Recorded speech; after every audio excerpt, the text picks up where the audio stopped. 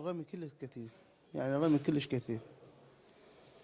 يا تحاكي يقول لك عركه، عركه خابرنا اللي الفوج اللي موجود، الضابط اللي موجود خابرنا بالفوج، قال قال عركه، الناس تيجي تقول عركه، قوى الرمي بعد اكثر، صار بي صوت رمان، صار بي صوت سلاح ثقيل بي كيس ما بي كيسي. وبهالاثناء شفنا اثنين يمشون لابسين زي عسكري وجعبه، من شنو سلامات جيش انتم شنو راسا ضربوني برمانه صوتيه، ضربوا اخوي، وريت ليش احمي اخوي مثل ما تقول. دفعت اخوي التفت عليه بالبندقيه ورماني، رماني بطلقات، وبالبيكيس طلع لي قدام.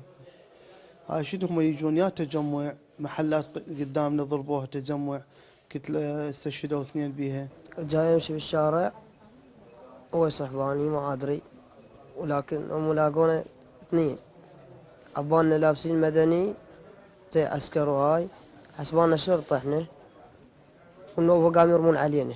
جماعة الشرطة وانا ما لحقت اشرد، ضربونا طلقتين، واحدة برجل اليمين وواحدة باليسر. وبعدين فجروا نفسهم لو لا ما شفت فجروا نفسهم، بس قلت له اشخاص يمي وهاي. هواي جرحى؟ اي هواي جرحى وهاي.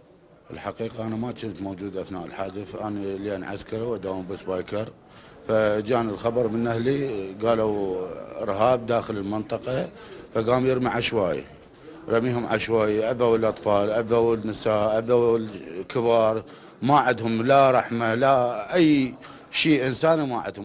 صاروا قبالي، بعدين قلت شحيه هاي شاهيه غير هي، احنا نقول الدواعش ندور عليهم، شوفوا جونا الباب كان ندور عليهم بعد وين.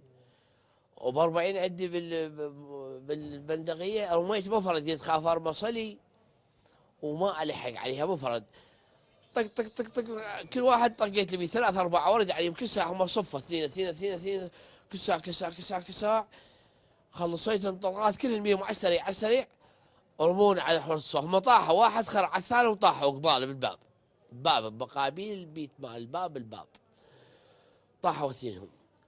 من طاحوا مو قاعد ارمي انفجر واحد بيهم،